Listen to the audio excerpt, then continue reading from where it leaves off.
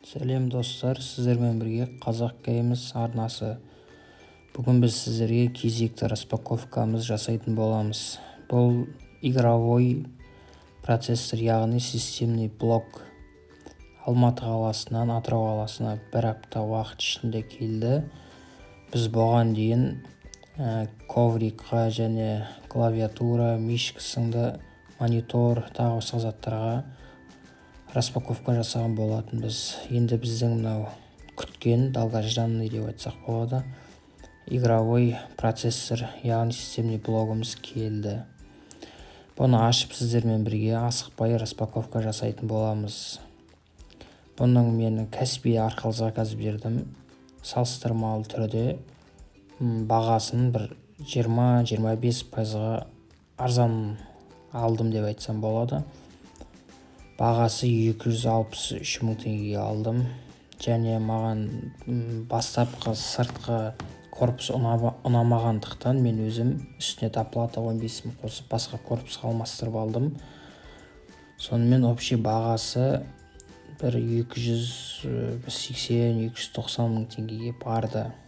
Қазір ішін ашып, қандай видеокарта, қандай азу, ішінде не орнатылғанын толық айтатын боламыз. Ішінде Wi-Fi қосып жіберген екен. Өзінің ішінде арнайы Wi-Fi болмағандықтан осындай Wi-Fi қосып жіберген. Бұл Wi-Fi-ді біз қосып тексеріп көрдік. Сапасы жақсы, өте тез тартады. Және бұның ішінде арнайы барлық коробкаларын салып жіберген, яғни бу зат емес екеніне көз жеткізу үшін. Бұл жерде міне видеокартаның коробкасы, яғни бәрі новый GTX 1650 4 гигабайт. Осындай видеокарта таңдаған болатынмын. Осы видеокартасын бізге қосып салып жіберген.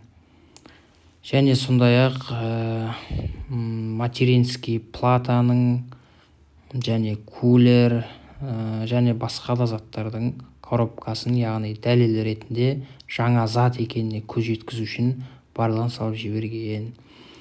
Мен бұл видеоны алғашқы реакцияммен түсірген болатын, сондықтан ішінде бір ыңғайсыз дауыстар көп шыққандықтан мен өзім кейін диктофонға басып осылай сөйлеп отырмын. Ыңғайсыз болса сіздерден кешірім сұраймын. Өзінің арнайы тоғы, блок питания жалғайтын. Мен тоғын қосып салмай ма деп ойлап жүрмін. Тоғын бәрін қосып салған кейін міне кулердің коробкасы, RGB жарық шамымен. Бұл жерде материнский платаның арнайы құжаттамалары, яғни инструкциясы ағылшынша және орысша жазылған. Және бұл, яғни айтатын болсам, бұл процессор маған ұнады, өзінің бағасына сай. Келесі видеода процессордың қосылу барысын, оның ішіндегі күші, ойындарды қалай көтереді, сол жайлы сіздермен бөлісетін боламын. Былайша айтқанда, орысша айтқанда бюджетный процессор қалай таңдау керектігін және тест драйвтар сіздерге дұрыстап көрсететін боламын. Бұл жерде мен бұны қосқан жоқпын. Бұл видеода только распаковка жасаған болатынмын. Қосылған арнайы видеосын сіздерге жақын арада бәрін салатын боламын. Міне бұның ішінде 4 вентилятор бар. Алдында 3 вентилятор, артында 1 вентилятор. Және бұның өте ыңғайлы жері төбесінде. Төбесі ашық, яғни іші ысыламайды, іші салқындап тұрады. Ауыр ойындар ойнаған кезде компьютер ыссы болып кетеді, содан күйіп компьютер градусы көтерілген, ол процессорге, видеокартаға зиян. Бір сөзбен айтқанда, маған системный блок өте қатты ұнады. Қосылған және ішінде ойын ойналған видеоларды жақын арада салатын боламын.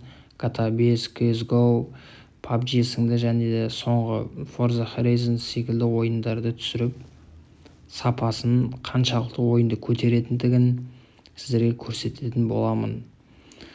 Сіздермен бірге болған Қазақ Геймс арнасы арнаға жазылып, бізге қолдау көрсетіп кетеміз достар. Алдағы уақытта сапалы әрі қызықты видеолар және видео ойындар және қызықты ақпараттар салатын боламын. Сіздермен бірге болған Қазақ Геймс арнасы жақсылықта жүздескенше.